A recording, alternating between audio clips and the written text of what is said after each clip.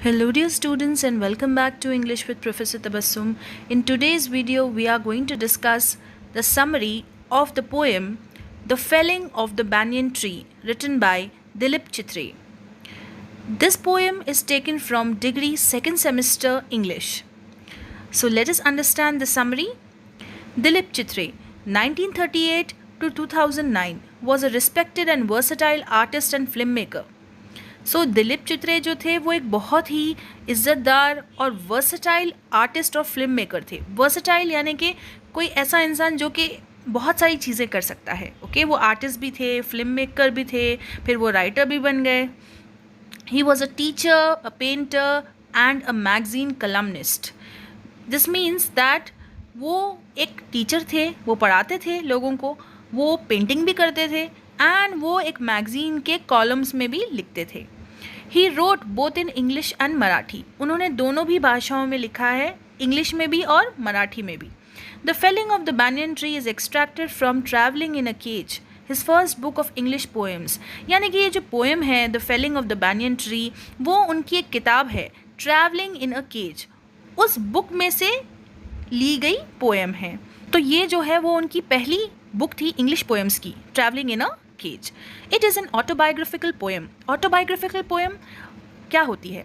यानी कि जब आप खुद के इंसिडेंट्स के ऊपर बेस्ड कोई भी पोएम लिखते हो, यानी कि अपनी स्टोरी के ऊपर based. His shifting from Baroda to Mumbai, leaving behind the memories and remembrances connected with the old paternal ancestral house. यानी कि ये जो पोएम है ये उस वक्त की बात है जब दिलीप चित्रे जो है वो शिफ्ट कर रहे थे अपना घर बड़ौदा से मुंबई. ओके, एंड वो पीछे छोड़कर जा रहे थे बहुत सारी यादें और रिमेम्बरेंसेस, यानी कि अपने पास से रिलेटेड चीज़ों को वो छोड़कर जा रहे थे जिससे वो बहुत ज़्यादा कनेक्टेड थे with the old paternal ancestral house. यानी कि वो उस घर को छोड़कर जा रहे थे जो कि उनके फादर का एंसेस्ट्रल हाउस था. ओके, फादर से रिलेटेड हाउस था. Paternal means related to father, ancestral यानी कि आपके ग्रैंड पेरेंट्स का house. The felling of the banyan tree focuses on a particular time in a family's history when a serious decision has to be taken by the father. अब felling of the banyan tree जो है वो एक specific time जो कि ख़ानदान के family के हिस्ट्री में से लिया गया है, जहाँ पर एक बहुत ही सीरियस डिसीजन उसके फादर ने लिया था. किसके फादर ने? दिलीप चित्रे के. Soon after the decision, the site gets cleared off, bearing the brunt of destruction and devastation, blotting out and erasing the fond memories. यानी कि जैसे ही फादर ने ये डिसीजन लिया, वो डिसीजन लेते ही सब कुछ रिमूव कर दिया गया. Everything got cleared of. Bearing the Brunt, Brunt यानी कि जो भी फ्यूचर में सर्कमस्टांसेस आएंगे, डिस्ट्रक्शन होगा, तबाही होगी, या फिर डिवास्टेशन होगा, डैमेज होगा. ब्लॉटिंग आउट, ब्लॉटिंग आउट यानी कि रिमूव कर देना पास्ट की मेमोरीज़ को, इरेज कर देना. कौन सी मेमोरीज़? जो जिसके आप बहुत ज़्यादा फॉन्ड हो, यानी कि जो यादें आपको बहुत ज़्यादा पसंद है, उन यादों को मिटा देना. The poet through this poem indirectly talks about the clearing of forest, changing ecology and environment, and on the other front the upcoming effect of industrialization. यानी कि जो पोएट है दिलीप चित्रे, वो इस पोएम के ज़रिए क्लियरली बात करते हैं फॉरेस्ट की जो कि ख़त्म हो रहे हैं. यानी कि हर जगह everywhere people are cutting down trees and ecology जो है वो चेंज हो रही है. यानी कि इंसान का ऑर्गेनिजम्स के साथ जो रिश्ता है, उसके इन्वायरमेंट, फिज़िकल इन्वायरमेंट के साथ जो रिश्ता है वो ख़त्म हो रहा है, वो चेंज हो रहा है. एंड अब इंडस्ट्रियलाइजेशन आ रहा है. What is industrialization? The setting up of industries, factories, tall buildings. Okay, all these things are happening. So because of this all our forests are getting finished, they're getting cleared off. Trees serve many purposes and are connected with our life and existence. यानी कि जो trees है, जो पेड़ हैं, जो पौधे हैं, वो हमारी ज़िंदगी से बहुत ज़्यादा कनेक्टेड है और उनका वजूद हमारी ज़िंदगी में बहुत ज़्यादा इम्पॉर्टेंट है. Okay, seen from a different point of view, it is an ecocentric poem predicting environmental hazards and greenhouse effects and their impact on man. यानी कि ये जो पोएम है उसका पर्सपेक्टिव बहुत ज़्यादा डिफरेंट है। ये एक इकोसेंट्रिक पोएम है। ये उन इश्यूज़ के बारे में, उन फ़िक्रों के बारे में बात करती है जो कि हम हमारे इन्वायरमेंट को हार्म कर सकते हैं, like the green house effects, okay, the forming of harmful gases in the environment. तो उसका असर इंसानों पर कैसे हो रहा है। The father of the poet orders the tenants to vacate the houses, for the structures are to be demolished and the land should be cleared off।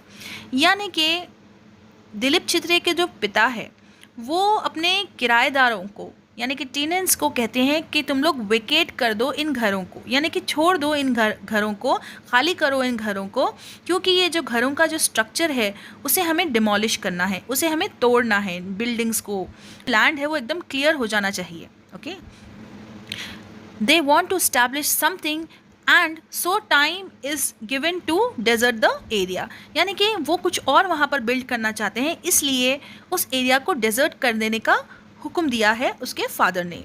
Desert कर देने का यानी कि सब कुछ खाली कर देने का। To create something is difficult but to destroy is easy. यानी कि कोई भी चीज़ को बनाना बहुत ज़्यादा मुश्किल होता है लेकिन उसे तबाह करना बहुत ज़्यादा आसान होता है।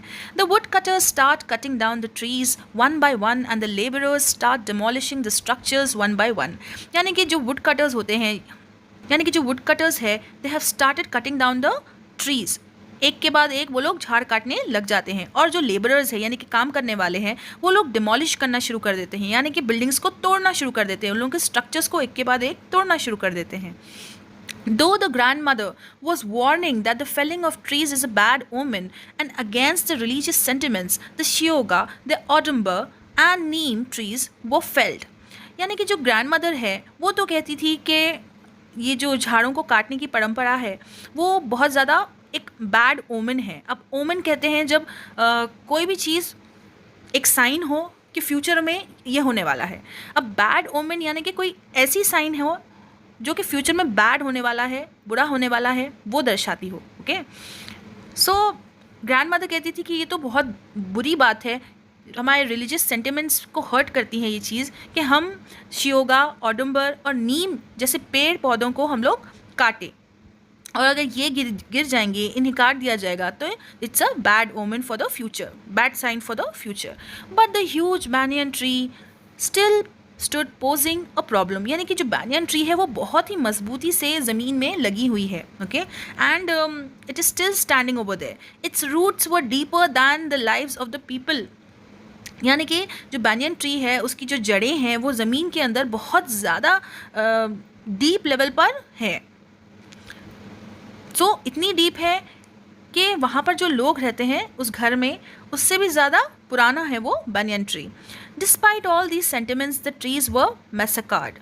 यानी कि इन सब रिलीजियस बातों के होने के बावजूद भी पेड़ों को काट दिया गया।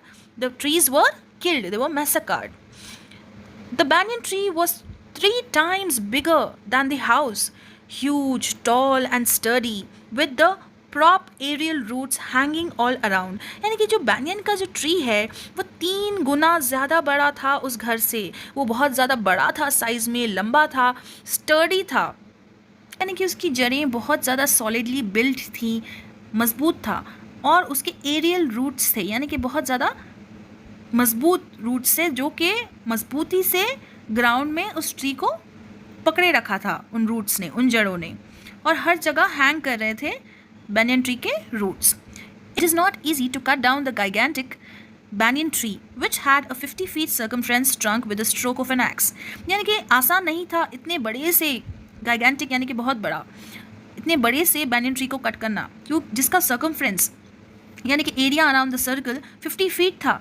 ओके, उसकी ट्रंक का circumference 50 फीट था, और एक स्ट्रोक पड़ा एक्स से। एक्स एक टूल होता है जिससे हम झाड़ों को काटते हैं, तो उस एक्स से एक मारा गया। The insects and the birds began to leave the tree.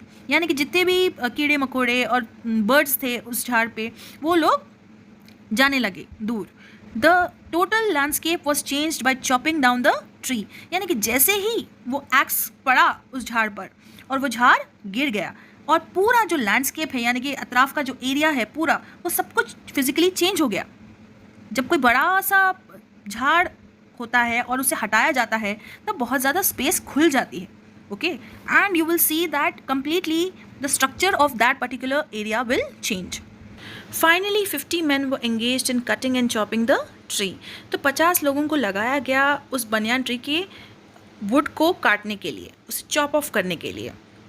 So can you can imagine कि वो कितना बड़ा बनियान ट्री था. The great tree revealed its age by its rings as 200 years. यानी कि ट्री का जो ट्रंक था उसमें सर्कल्स बने हुए थे. Okay, inside part of the trunk में सर्कल्स बने हुए थे, रिंग्स थे, और उस रिंग से हम लोग अंदाज़ा लगा सकते थे कि ये जो बनियन ट्री है वो 200 साल पुराना था. Okay, poet with others saw the slaughter and desertion and felt the plight in horror spellbound. यानी कि जो पोएट थे दिलीप चित्रे, उन्होंने देखा कि किस तरह उस झाड़ को मार दिया गया, स्लॉटर कर दिया गया, एंड डिसर्शन हुआ, उसे रिमूव कर दिया गया, एंड फेल द प्लाइट यानी कि बहुत बुरी कंडीशन उन झाड़ों की. कि he felt the plight in horror, और डर में ही वॉज स्पेल बाउंड यानी कि वो कंटिन्यूसली उनका अटेंशन उस स्लॉटरिंग, उस किलिंग ऑफ ट्री पर ही था, उनका attention, full attention. Soon afterwards the poet's family packed up their things and left Baroda for Mumbai for better prospects. यानी कि बहुत ही जल्द जो पोएट थे उनकी फैमिली के साथ उन सब ने अपना सामान पैक किया और वो सब लोग मुंबई के लिए निकल गए बड़ौदा से. Okay, they went from Baroda to Mumbai for better prospects, यानी कि better future, better chances, right. So if in any place if there are better education facilities or maybe better jobs or better salaries or better lifestyle, so obviously people would like to move to that city or that place. So similarly they have moved from Baroda to Mumbai. तो already उन्हें डिसमे and कॉन्स्टर्नेशन था, यानी कि वो बहुत ज़्यादा stress में थे और एंग्जाइटी भी था उन्हें. Okay, unexpectedly they had all these things. जब वो मुंबई आए तो उन्होंने देखा कि वहाँ पर स्काई क्रैपर्स है.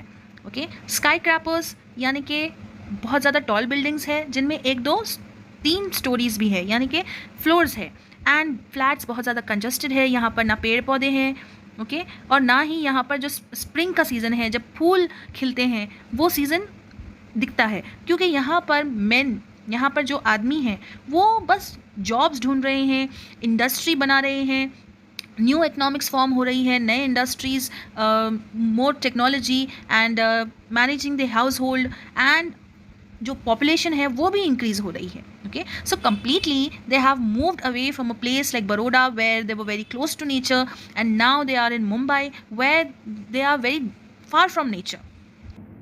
सो दिलीप चित्रे की जो पोएम है the felling of the banyan tree, वो एक पैट्रियार्चिकल सोसाइटी के बारे में बात करती है, यानी कि ऐसी सोसाइटी जो कि कंट्रोल्ड है मेन से. ओके, और ये पोएम हमें ये भी सिखाती है कि हमें पेड़ पौधों को कट नहीं करना चाहिए, because trees protect our environment and we should protect trees so that we can save our environment.